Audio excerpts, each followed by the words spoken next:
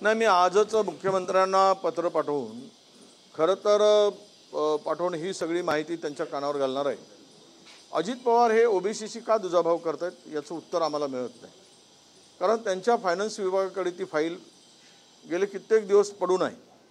या सगळ्या महाज्योतीच्या विद्यार्थ्यांना पीएचडीची अधिछात्रवृत्ती जे द्यायची आहे हे तुम्ही बार्टी आणि सारथीच्या नियमाप्रमाणे महाज्योतीला देणे बंधनकारक आहे, कारण तुमचा तो 24 जुलै 2024च्या निर्णयानुसार सगळ्या संस्थांना समान धोरण लागू केलं आहे आणि 11 ऑक्टोबर 2024ला हे जे महाज्योती किंवा सारथी आणि बार्टीप्रमाणे या सर्व विद्यार्थ्यांना समान नियम नोंदणीपासून त्यांना पीएचडीच्या विद्यार्थ्यांना अधिछात्रवृत्ती देणं बंधनकारक आहे। पण या दोन संस्थांना देऊन टाकलं आहे आणि महाज्योतींची फाईल वित्त विभागाकडे अडून आहे, अजितदादांच्याकडे अडून आहे। मला मुख्यमंत्र्यांना थेट विचारायचं आहे की तुमचे वित्तमंत्री असे आमच्याशी का वागतात? तुम्ही त्यांना दम का देत नाही? तुम्ही कोल्हापूरची सारथीची बिल्डिंग 150 कोटीची बांधली, पुण्याचा सारथीची बिल्डिंग 5 स्टार हॉटेल बांधलं, हॉटेलसारखी बांधली आणि अजूनही महाज्योतीच्या इमारतीचा पत्ता नाही, त्याला पैसे नाही। मग मुख्यमंत्री ओबीसींच्या भरोशावर निवडून येतात आणि ते का त्यांना दाटत नाहीत? त्यांना का सांगत नाहीत की तुम्ही महाज्योतीला सुद्धा मग समान पैसा समान निधी, मग त्यांना एवढा मोठा निधी दिला, जवळपास या सगळ्या बांधकामासाठी 600-700 कोटी रुपये खर्च केलेत 10-15% लोकांसाठी, आणि इकडे मात्र 54% लोक ओबीसी असताना यांच्यासाठी इमारतीला पैसा नाही, हॉस्टेलसाठी पैसा नाही। आता काहीतरी सांगितलं मोर्चा निघाल्यानंतर काल की आम्ही 28 ऑक्टोबरपर्यंत सगळ्या जागा शोधा। आतापर्यंत काय झोपले होते काय वर्षभर? आता जागा शोधायला लागलेत। म्हणून मी मुख्यमंत्री महोदयांना पत्र लिहून सांगणार आहे की ज्याप्रमाणे बार्टी आणि सारथीला तुम्ही नोंदणी दिनांकापासून त्या विद्यार्थ्यांना स्टायपंड दिलात, त्याचप्रमाणे ओबीसीच्या विद्यार्थ्यांना महाज्योतीला सुद्धा द्या। आमच्यावर अन्याय करू नका। अजितदादांची भूमिका ही नेहमीच ओबीसीवर अन्याय करणारी आहे, हा माझा थेट आरोप आहे। कारण निधी वितरणावरून ही जी काही दरी दिसते आहे, गॅप दिसते आहे, ती बुजवण्याचं काम करावं। हे अशी पद्धत चालणार नाही महाराष्ट्रामध्ये की एकाला सगळं वाहून द्या आणि दुसऱ्याला उपाशी ठेवा, त्याला काहीच देऊ नका। मग हे कसलं ओबीसीचं सरकार? कशा पद्धतीने ओबीसीसाठी उभे आहेत? एवढी मोठी गॅप कशी असू शकते? एकाना 13,500 कोटी रुपये कर्जासाठी द्यायचे, त्यांनी पोकल्यान घ्यायचे, जेसीबी घ्यायचा, ट्रक घ्यायचे आणि धंदा करायचा, आणि दुसरीकडे मात्र मागासवर्गीय महामंडळाला 500 कोटी रुपये देऊ शकत नाहीत। 2 लाखाचा कर्ज असेल तर बँकवाला फिरवतो, चक्रा मारायला होतो 6-6 महिने, त्यांना कर्ज मिळत नाही, आणि एकीकडे मात्र तिजोरी खाली केली जाते, तिजोरीत पैसा नाही म्हणून। तर हे यामध्ये मुख्यमंत्र्यांनी लक्ष घातलं पाहिजेत। आणि ज्याप्रमाणे निर्णय घेतला तुम्ही 11 ऑक्टोबर नाही 24 जुलै 2024ला समान निधी देण्याचा, तर त्या निर्णयाचं पालन केलं पाहिजे। पण हे होताना दुर्दैवानं दिसत नाही। त्यामुळे आमच्यावर अन्याय करू नका ही या विद्यार्थ्यांची भावना आहे। मी मुख्यमंत्री महोदयांना पत्र लिहून त्यांच्याकडे ही मागणी करणार आहे। अजित पवार मुद्दाम दुजाभाव करताय असं वाटतं मला 100% दिसत आहे, पण मुख्यमंत्री लक्ष घालत नाहीत ना। 100% खात्रीनं सांगतो, बसावं एका बैठकीमध्ये। आतापर्यंत किती निधी दिला? आणि आमची फाईल तुरंत, सारथीची फाईल आली की 2 मिनिटामध्ये क्लिअर होते, 2 दिवसात क्लिअर होते, आणि ही फाईल 6-6 महिने पडून राहते यांना निधी देताना। हे काय कशाला करताय ते? आमच्या विद्यार्थ्यांना सांगतात तुम्हाला भेटणार नाही, जा भाऊ आम्ही, आणि मग काय म्हणतात वरून की तुम्ही त्यांना दिलं तर ती आमची चूक झाली, म्हणजे मराठा समाजाला दिलं चूक झाली, आणि ओबीसी समाजाला असं सांगताय। बाबा राज्य सगळ्यांचं आहे, सगळ्यांना समान वागणूक द्या, सगळ्यांबरोबर वागा। आमचे काही मराठा समाज काही दुश्मन नाहीत, तुम्ही त्यांना दिलात तसा या ओबीसींना पण द्या, ही आमची भूमिका आहे. काल तुम्ही इशारा दिला GR रद्द झाला नाही 2 तारखेचा तर मुंबई, ठाणे आणि पुणे जाम करू, हा इशारा होता की याचा अर्थ काय काढत नाही, इशारा होता? इशारा सरकारलाच होता, दुसऱ्याला कोणाला देणार. ज्या पद्धतीनं ठाण्यामध्ये एक उपमुख्यमंत्री बसून आहेत, पुण्यामध्ये दुसरे उपमुख्यमंत्री बसून आहेत आणि मुंबईच्या मध्ये मंत्रालयामध्ये 6व्या माळ्यावर मुख्यमंत्री बसले आहेत. त्यामुळे जर त्यांनी जरांगे पाटलांनी मुंबई जाम केली म्हणून काही कुठले कशाही पद्धतीनं निर्णय घ्याल तर मग आम्ही पण बघू ना. 54% आता एकत्र येत आहेत, हा समाज पेटला आहे.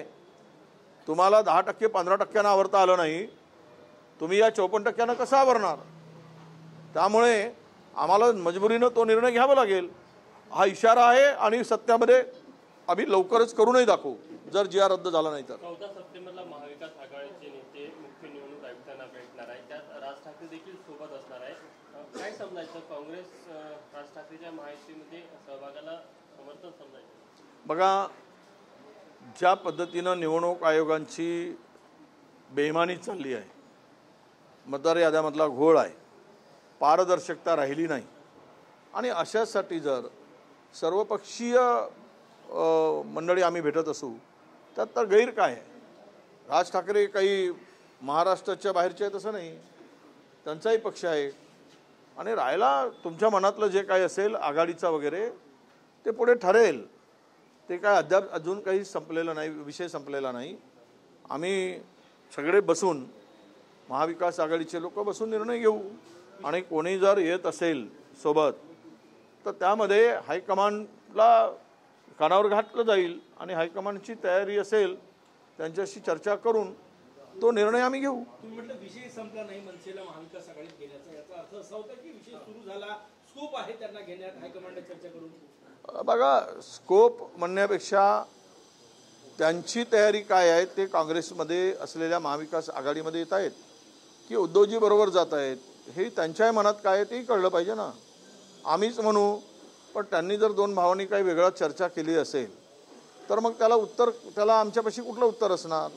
म्हणून या तीनही दोघाही नेत्यांचं मत आणि आमच्या हायकमांडचं मत हे एकत्र बसून ठरलं की निर्णय या दिशेनं जायचं की त्या दिशेनं जायचा, त्यावेळेस तो निर्णय होईल. ही सगळी बैठक होत असताना आज मात्र राज ठाकरे मुख्यमंत्र्यांसोबत एका चित्रपटाच्या ट्रेलरच्या निमित्तानं एकत्रित येत आहे. तुमच्याशी चर्चा सुरू आहे, मुख्यमंत्र्यांची पण एकत्रित येत नाही, याला आता म्हणजे काय, हे एकमेकाचे दुश्मन आहेत काय, बाजूला पिस्तूल घेऊनच गेले पाहिजेत एकमेकाला भेटायला, असं थोडं होतं आहे. काही कार्यक्रमानिमित्त नेते एकत्र येतात, बऱ्याच वेळा येतात, आम्ही येतो एकत्र. त्यामुळे याचा अर्थ काही चुकीचा लावण्याला मला योग्य वाटत नाही. भेटू शकतात, काही कार्यक्रमानिमित्त एकत्र येऊ शकतात, ते काही पक्षीय कार्यक्रम नाही, तो पक्षाचा कार्यक्रम नाही. त्यामुळे यामध्ये फार चर्चा करण्याची आवश्यकता वाटत नाही. दिवाळीची खरेदी फक्त हिंदूंकडूनच करा असं आमदार संग्राम जगताप म्हटलेले आहे. मी ऐकलं इथे आता अजित पवारांनी त्यांना नोटीस पाठवतो म्हणतायत. त्याच्या मानगुटीवर सध्या हिंदुत्वाचं भूत बसलेलं आहे आणि तो भूत सध्या त्याला वाटतं की मला पुढची माझी स्वप्न पूर्ण करतील, मला मग मंत्री करतील, मला मोठे खाते देतील, मला मुख्यमंत्री करतील, असा त्याचा गोड गैरसमज झालेला दिसतो हिंदुत्वाचा नारा देऊन. आणि अशा प्रकारे विष घालवण्याचं काम तो करतो आहे. राहतो राष्ट्रवादीमध्ये, भूमिका भाजपची मांडतो. यांच्यावर आम्ही कोर्टात जाणार आहोत अशा वक्तव्यावर. ज्यांनी संविधानाची शपथ घेऊन जी ओध घेतली त्यामध्ये कुणाशीही वैरत्व ममत्वभाव असणार नाही अशी जी काही शपथ घेतली आणि त्याचा भंग होतो आहे, त्याच्या वक्तव्याविरुद्ध कोर्टात जाऊन याचं सदस्यत्व रद्द करा अशी मागणी आम्हाला करावी लागेल. आणि त्याची चर्चा आमची परवाच्या बैठकीमध्ये या विषयावर चर्चा आम्ही करू. आणि असे जे आग लावणारे आहेत समाजात, द्वेष निर्माण करणारे धर्मात आणि स्वतःचं कर्तृत्व शून्य असलेली ही मंडळी धर्माच्या नावावर काही करू पाहत आहे, त्याला कुठलाही बेस नसताना, तर अशा विरुद्ध न्यायालयामध्ये आम्हाला मागावं लागेल, न्याय मागावं लागेल की या माणसाला त्या आमदारच्या पदावर राहण्याचा अधिकार आहे का. सहकार मंत्र्यांनी काल दिलगिरी व्यक्त केली, पण ते पुरेसं आहे का की शेतकऱ्यांबद्दल असे शब्द वापरणं, त्यांनी राजीनामा द्यायला. ज्यांच्या पोटात जे आहे ते ओठात आलं. आबासाहेबांच्या पोटात जे होतं ते ओटात आलं. यावरूनच नियत काय आहे हे कळते शेतकऱ्याप्रती. उनकी नियती बुरी आहे. त्यामुळे आता माफी मागून काय उपयोग आहे. तुम्ही पहिल्यांदा हे करण्याची गरज होती का वक्तव्य. शेतकऱ्यांना दुःख मोठं आहे, त्यांच्या दुःखावर मीठ सोडण्याचं काम या मंत्र्यांनी केलेलं आहे. मीठ सोडलं आहे, अक्षरशः जखमीवर मीठ सोडलं आहे. आणि आज 15 दिवसामध्ये 81 शेतकरी आत्महत्या करतात. याची लाज वाटत नाही या मंत्र्याला, थोडी शरम वाटत नाही आपण काय बोलतो आहोत.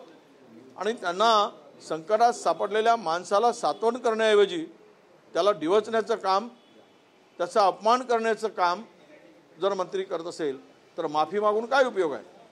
भाऊ, जैन मुनी कल्याण रत्न यांनी म्हटलेलं आहे की एखाद दुसरा व्यक्ती गेला तर काय होतो, आम्ही डॉक्टरांना मानत नाही, डॉक्टर मूर्ख असतात आणि जैन मुनीमुळेच देवेंद्र फडणवीस मुख्यमंत्री झाले असा दावा त्यांनी. त्याचं उत्तर देवेंद्रजींनी दिलं पाहिजे. कोणामुळे मुख्यमंत्री झालेत. जैन मुनीमुळे झालेत, देवेंद्रजी साधू संतांमुळे झालेत, कोणामुळे झालेत, हे उत्तर जर CM कडून आलं तर मग आम्हाला बोलता येईल. कारण जैन मुनी जर म्हणत असतील की आमच्यामुळे मुख्यमंत्री झालेत, त्यात किती तथ्य आहे याचा खुलासा मुख्यमंत्र्यांनी करावा. आणि नाहीतर त्यांनी शस्त्र घेण्याची भूमिका बाळगली आहे. आता जैन जर शस्त्र घ्यायला लागलेत तर त्याचे वाईट परिणाम होतात की चांगले परिणाम होतात, ते किती लोकांचा जीव घेतात शस्त्र घेऊन, हेही मुख्यमंत्र्यांनी सांगितलं पाहिजे. म्हणजे प्राण्यांच्या रक्षण करताना माणसाचा जीव घेण्याची भूमिका जैन मुनी जर बोलत असतील तर मला वाटतं की राज्यामध्ये काय धांदली चालली आहे.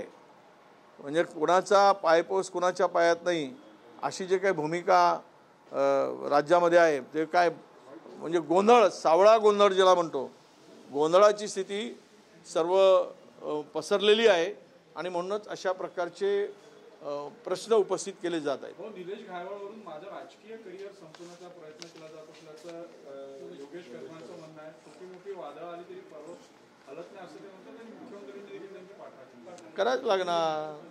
आता गुंडांना जर प्रमाणपत्र दिलं किंवा लायसन्स मिळालं तर कोणते मुख्यमंत्री समर्थन करतील. कोणीच करत नाही आतापर्यंत. त्यामुळे त्यांनी कोणाच्या इशाऱ्यावर दिलं तर तो एक मोठा माणूस कोण आहे, तो नगर जिल्ह्यातील आहे, तो सुद्धा एका मोठ्या खुर्चीवर बसलेला असं मी मानतो. त्याच्या म्हणण्यानुसार दिल्याची माहिती आहे. तर तो कोण आहे त्याचं नाव त्यांनी घ्यावं. जी काही त्यांनी ते आता प्रमाणपत्र त्याला लायसन्स मिळालंच नाही पिस्तूलचं, शस्त्र परवाना, तर मग ते मिळालं आहे तो डुप्लिकेट आहे का, त्यांनी बाळगलं कसं, आहेच त्याच्याकडे परवाना. पण त्यावर जी सही केली तर कोणाच्या म्हणण्यावर केली त्याचं नाव घ्यायला हे का घाबरत आहेत योगेश कदम. नाव घेऊन मोकळं करावं, मग त्याच्या मागे आम्ही लागू. सुधीर मुनगंटीवार यांच्या दिल्लीच्या वाऱ्या वाढलेल्या आहे. अमित शहा सोबत सलग दुसरी भेट त्यांची होत आहे. कशा प्रकारे बघता नवीन राजकीय बदलाकडे. चर्चा आहे की केंद्रात संघटनेत जाण्याची चर्चा आहे जिल्ह्यात.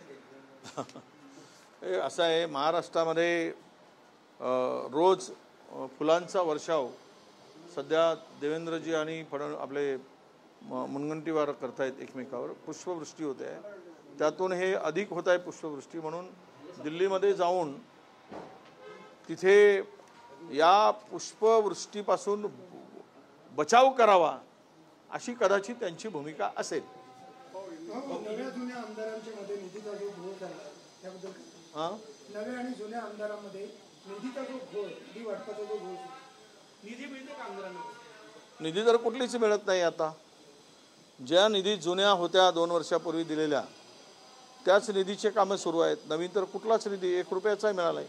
आम्हाला देण्याचा प्रश्नच नाही, पण सत्ताधारी आमदाराला सुद्धा देण्यासाठी निधी नाही असे सत्ताधारी आमदार ओरडत आहेत. कारण आलेले पैसे लाडक्या बहिणीकडे चाललेत, उरलेले पैसे खाण्यात चाललेत, तर देण्यासाठी काय राहील अशी परिस्थिती आहे. उद्धव ठाकरेंच्या नेतृत्वात संभाजीनगरमध्ये कंबरडा मोर्चा निघणार आहे, सुरू झाला आहे. आणि एमआयएमने समर्थन दिलेलं आहे त्याला. नाही, जाय शेतकऱ्यांच्यासाठी ज्याला भावना चांगल्या आहेत तो देईल. शेतकऱ्यांचा पाठीमागे ज्याला उभं राहायचं आहे तो समर्थन देणार. पण या सरकारने ते काय पॅकेज दिलं, फक्त 6,500 कोटी रुपये स्वतःच्या तिजोरीतून दिलेत. कायचं 31,000 कोटी रुपये दिलेत. मी त्या खात्याचा मंत्री होतो, मला माहिती आहे आम्ही किती दिलेत. यावेळेस हे कोरोनाचं संकट असतानासुद्धा, पूर्ण फार मोठं डिझास्टर असतानासुद्धा शेतकऱ्यांच्या पाठीमागे आम्ही उभे राहिलो. आता यांच्याकडे कुठलं काय, त्यावेळेस पैसे येत नव्हते तिजोरीत, सगळे व्यवस्था बंद पडल्या होत्या, खरेदी विक्री जमिनींचे व्यवहार बंद पडले होते, कारखाने बंद पडले होते, कुठलाही महसूल गोळा होत नव्हता. अशा स्थितीतही शेतकऱ्यांना कर्जमाफी दिली, कोरोनाच्या संकटात दिली. आता कुठलाही संकट नाही. त्यावेळेस काय केलं, त्यावेळेस काय केलं, कोरोना झोंबला होता ना सगळ्या, तुम्हाला दवाखान्यात होतात ना तुम्ही सगळे, अनेक जण जे आत्ता चिवचिव चिवचिव करतात ते. त्यामुळे त्यांना माहीत नाही काय त्यावेळेस कोरोना होता, काय द्यायचं ना काय नाही द्यायचं. सरकारकडे पैसे तरी होते काय, केंद्राने मदत केली नाही, तरी पण राज्याच्या भरोशावर आम्ही त्यावेळेस केले. आता तुम्हाला NDRFच्या निकषाप्रमाणे पैसे मिळत आहेत आणि ते पैसे मिळाले तुमच्या खिशातून किती जात आहेत, तर 6,500 कोटी रुपये फक्त जात आहेत. तुम्ही काय फार मोठा उपकार केला नाही, 6,500 कोटी रुपये दिलेत शेतकऱ्यांना. तेही मिळतील तेव्हा पाहू. उधारी म्हणजे लबाळाचं दिल्याशिवाय जेवण काही खरं नाही, खाल्ल्याशिवाय, असा प्रकार आहे तो. धन्यवाद.